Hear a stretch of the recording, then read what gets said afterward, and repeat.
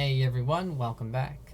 So we have a new game that was sent in. This one is from a 30-minute rapid game. So, the players were obviously thinking during this game. They weren't rushing. And so they had plenty of time for thinking. And let's go ahead and let's just get right into this one. So we have pawn moves to e4. Pawn moves to e5, knight f3, knight c6.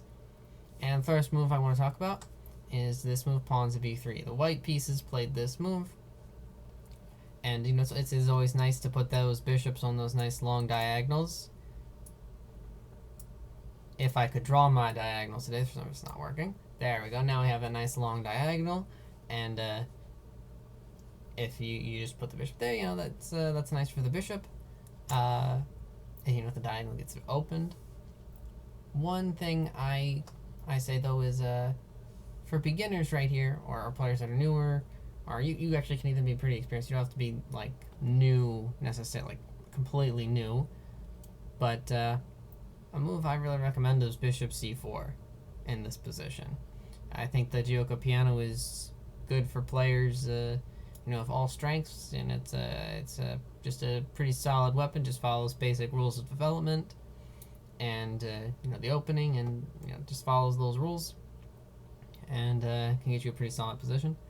Other options, are also knight c3, bishop b5, and pawn d4. There's tons of options, but I think that something like that would be better than pawn to b3 in this case.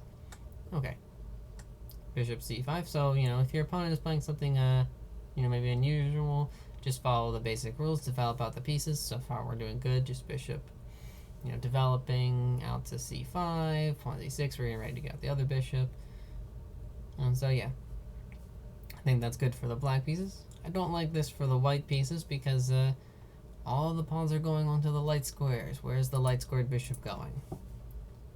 Bishop g4. Okay, and h3, so we're questioning the bishop. Where should this bishop go?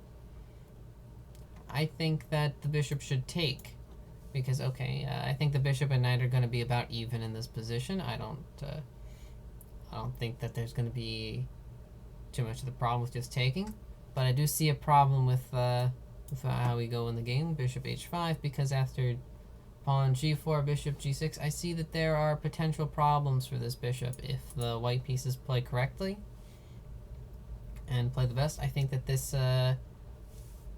bishop could be a problem here. It's kind of a little bit locked in by the opponent's pawns. And I like to refer to this type of bishop as the winter bishop, because there's a game with Capablanca where he played against a guy named Winter, and Capablanca was able to lock in a bishop like this and just never let it out for the rest of the game.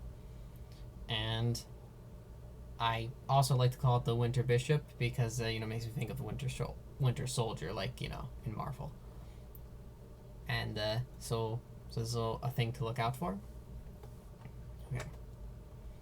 Queen e2, pawn h5. I think that here the white pieces should have pushed the pawn to g5 instead of playing knight h4. And that way, gaining space, locking up the pawns, Okay. Takes. We have a lot of taking. And here's where it starts to become difficult for the white pieces. So, we have a material advantage for the black pieces. We also have this passed pawn. Let's see what happens. Here it's difficult as well to really suggest what to do, because I think that the queen should just retreat. Because if you take, as in the game, I think there's potential for weaknesses that the white pieces are kind of asking for. And it doesn't really happen in the game this way, but in principle, I don't like weakening dark square complexes and then getting rid of my dark squared bishop. Okay, let's keep going through the game. G4, knight takes, pawn takes. Okay, and right here's where I'm going to put up an image. I want to show something. So we're rushing a little bit here with this pawn move g3. But when we play chess, when we have an advantage, we don't have to rush in. You want to think about things like the snake. You know, the snake, it just slowly keeps winding up its prey, right? It doesn't rush, it just keeps squeezing. And if you have an advantage, and 2 points of extra material, plus this protected passed pawn right here, that's a pretty serious advantage. You don't need to rush. You can just take your time, slowly build up your position, do things like get your knight in to help out maybe, or things like that. You can think about castling queenside to make it so you can swing your extra rook in to support the pawn. You can think about tons of plans like that. No need for rushing. Just take your time and slowly keep winding up your opponent. Alright, so let's continue. Let's go and let's see how this game ends. So again, we have rushing to promote these pawns. They're very powerful, but you don't have to rush. And you might wind up running into something like missing this tactic of the one pawn being pinned, because you got this.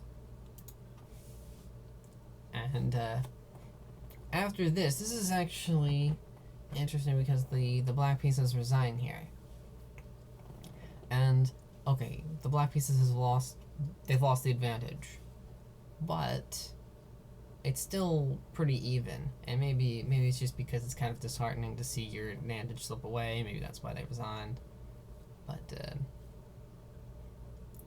and that's difficult. But it's still not like the black pieces are losing or anything. It's fairly even at this point. But mentally, it's very, very difficult to deal with that type of thing happening. Anyways, interesting game. Keep sending me your games, everyone, and I'll try to make videos on them as soon as I can. And remember, think like the snake when you play chess. Alright, see you later.